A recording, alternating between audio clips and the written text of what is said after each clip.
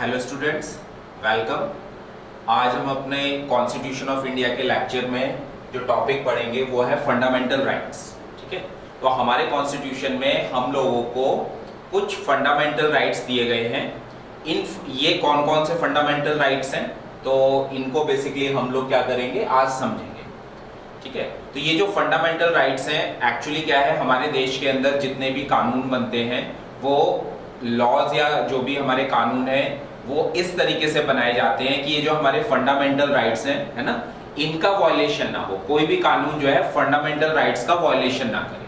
तो ये कॉन्स्टिट्यूशन के द्वारा हम लोगों को जो राइट्स दिए गए हैं उनके बारे में आज हम डिस्कस करेंगे, पढ़ेंगे। ठीक है, तो fundamental rights are the basic human rights. ये जो फंडामेंटल राइट्स हैं ये बेसिक ह्यूमन राइट्स हैं, protected in the constitution of India which are guaranteed to all citizens. ठीक है, ये फंडामेंटल राइट्स जो हैं हमारे कॉन्स्टिट्यूशन के द्वारा प्रोटेक्टेड हैं और हमारे कॉन्स्टिट्यूशन के द्वारा हम लोगों को दिए गए हैं। ठीक है, तो यहां लिखा है protected in the constitution of India and which are guaranteed to all citizens.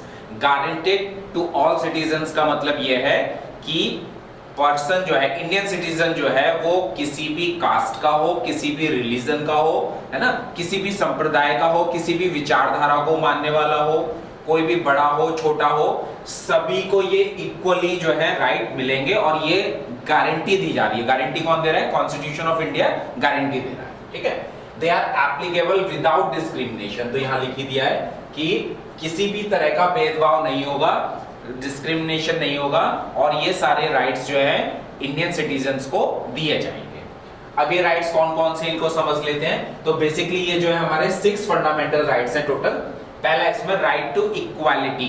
ठीक है, राइट टू इक्वालिटी का मतलब यह है कि कॉन्स्टिट्यूशन की जब हम बात कर रहे हैं तो कॉन्स्टिट्यूशन की नजरों में, कॉन्स्टिट्यूशन के सामने सभी लोग जो है वो इक्वल है। ठीक है, सभी लोग इक्वल है, इसका मतलब जैसे यहां पे हमने अभी देखा विदाउट डिस्क्रिमिनेशन, किसी भी तरह का किसी भी व्यक्ति के साथ भेदभाव नहीं किया जाएगा, सभी को इक्वल समझा जाएगा और कानून के सामने जो भी हमारा न्यायपालिका है ना, जुडिशरी है, जुडिशरी के सामने सभी लोग क्या होंगे? इक्वल होंगे। तो जब ये राइट टू इक्वालिटी हमारे कॉन्स्टिट्यूशन में लिखा गया तो अभी 1950 से पहले हमारे देश में क्या हो रहा था, हमारे देश में कई तरह के टाइटल दिए जाते थे लोगों को। जैसे जो ब्रिटिश गवर्नमेंट थी उनके द्वारा टाइटल दिए जाते थे।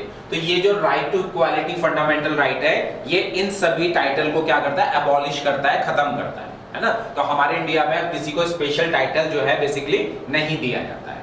ठीक है, इसके अलावा अनटचेबिलिटी की बात की गई है। इसमें अनटचेबिलिटी को बैन किया गया है कॉन्स्टिट्यूशन ऑफ इंडिया में, तो वो राइट टू इक्वालिटी के तहत अनटचेबिलिटी को खत्म किया गया है।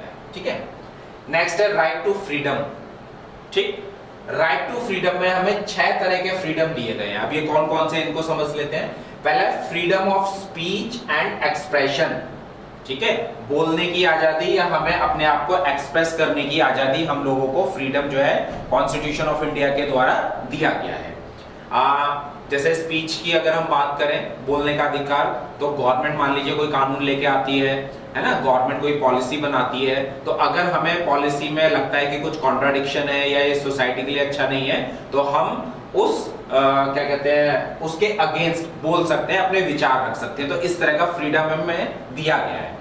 लेकिन बहुत से ऐसे, अगर हम इंटरनेशनली बात करें, बहुत से ऐसे देश हैं तो वहां पे गवर्नमेंट के अगेंस्ट बोलना ही एक अपराध माना जाता है। जैसे चाइना हो गया, है ना, आपका अफगानिस्तान हो गया। तो क्योंकि यहाँ पे जो गवर्नमेंट है वो डिक्टेटरशिप है और कॉन्स्टिट्यूशन को जनरली नहीं मानती है, तो वहां पे इस तरह के अधिकार नहीं दिए गए हैं। लेकिन हमारे इंडिया में ये फ्रीडम जो है दिया गया है। सेकेंड है फ्रीडम टू फॉर्म एसोसिएशन। हम जो है अपनी किसी भी तरह की एसोसिएशन जो है फॉर्म कर सकते हैं और उसके अंतर्गत, एसोसिएशन के अंतर्गत अगर हमें कोई काम करना है तो वो काम हम लोग जो है कर सकते हैं। नेक्स्ट है freedom to assemble peacefully without arm. हम एक जगह पे इकट्ठा हो सकते हैं, लेकिन कंडीशन से ये रखी गई है कि हमारे पास जो है किसी भी तरह का हथियार नहीं होना चाहिए। तो पीसेबली, है ना, शांतिपूर्वक हम एक जगह पे इकट्ठा हो सकते हैं। नेक्स्ट है freedom to move freely in India. India के अंदर हम कहीं भी फ्रीली मूव कर सकते हैं। है ना, जम्मू कश्मीर से लेके कन्याकुमारी तक या इधर गुजरात से लेके इधर हमारे जो नॉर्दर्न स्टेट्स हैं, यहाँ पे हम किसी भी राज्य में बे रोड तो जा सकते हैं, है ना।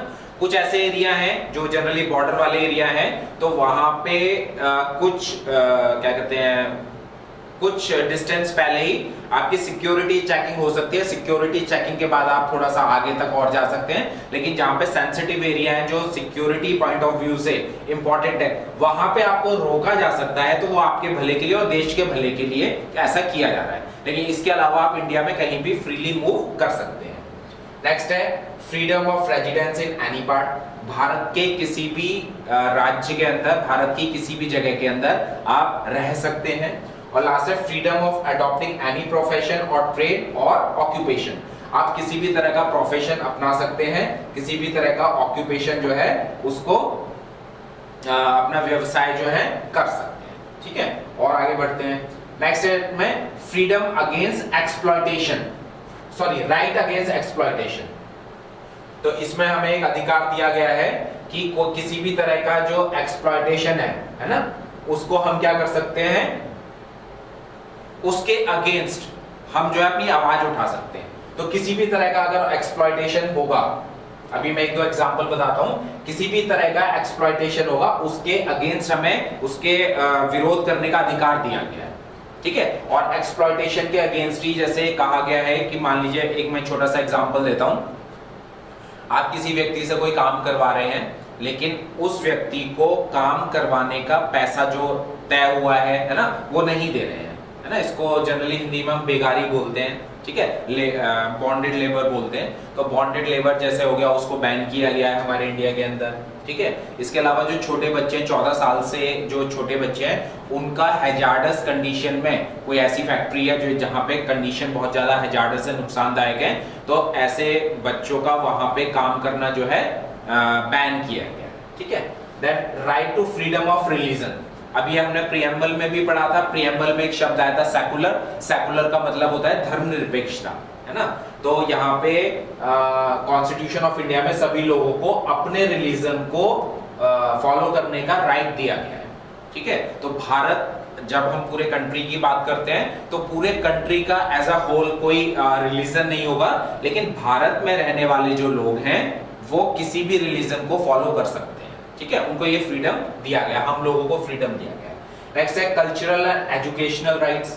अब अगर हम अपने इंडिया की बात करते हैं तो हमारे इंडिया में जो है कई धर्मों को मानने वाले लोग रहते हैं, कई विचारों संप्रदायों को मानने वाले लोग रहते हैं। तो वो सभी लोग अपनी कल्चरल वैल्यूज को बढ़ा सकते हैं, उनका प्रचार प्रसार कर सकते हैं। और साथ में एजुकेशनल राइट्स का मतलब ये है कि सभी धर्मों के लोग जो हैं अपने एजुकेशन के लिए, ठीक है, उसका प्रचार प्रसार करते हैं। जैसे हमारे इंडिया में क्या है, माइनॉरिटी मिनिस्ट्री है, अल्पसंख्यक जिसको हम बोलते हैं, जिनकी पॉपुलेशन कम है, तो उन लोगों को ये राइट दिया गया है कि अपने क्या कहते हैं रिलीजन को, उनके रिलीजन को जो मानने वाले लोग हैं जिनका नंबर कम है, तो वो ऐसे एजुकेशनल इंस्टीट्यूट खोल सकते हैं और उसमें बेसिकली एजुकेशन राइट्स जो हैं उन लोगों को दे सकते हैं। Then right to constitutional remedy, ये बहुत इंपॉर्टेंट है। कॉन्स्टिट्यूशनल रेमेडी, ये जो अधिकार दिया गया है, इसका सीधा सा मतलब ये है कि जितने भी अभी हमने अपने क्या कहते हैं फंडामेंटल राइट्स देखे, समझे, पढ़े, है ना, अगर आपको लगता है कि आपके किसी भी फंडामेंटल राइट का गवर्नमेंट के द्वारा या किसी कानून के द्वारा वायलेशन हो रहा है, आपको जो फंडामेंटल राइट जो मिलने चाहिए थे, जो कॉन्स्टिट्यूशन में मेंशन है, वो फंडामेंटल राइट अगर नहीं मिल रहे हैं, तो इस वाले राइट के अगेंस्ट आप उसके अगेंस्ट क्या कर सकते हैं, सुप्रीम कोर्ट में जाके अपील कर सकते हैं, है ना।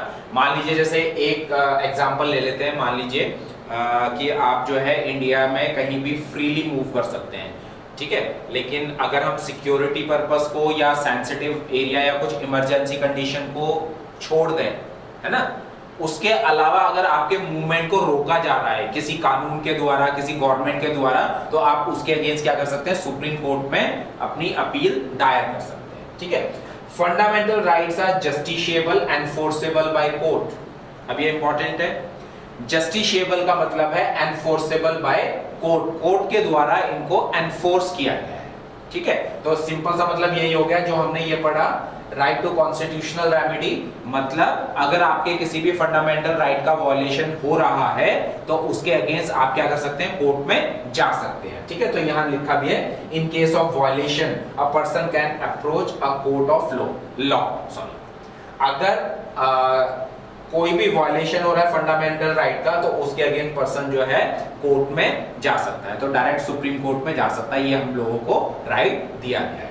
जो हमने फंडामेंटल ड्यूटी पढ़ा था, तो फंडामेंटल ड्यूटी क्या थी, वो थी नॉन जस्टिशिएबल। तो जस्टिशिएबल और नॉन जस्टिशिएबल का मतलब है, अगर नॉन जस्टिशिएबल जहां पे होगा मतलब they are not enforceable by the court, and justiciable means enforceable by the court. ठीक है, तो आज के लेक्चर में इतना ही, थैंक यू।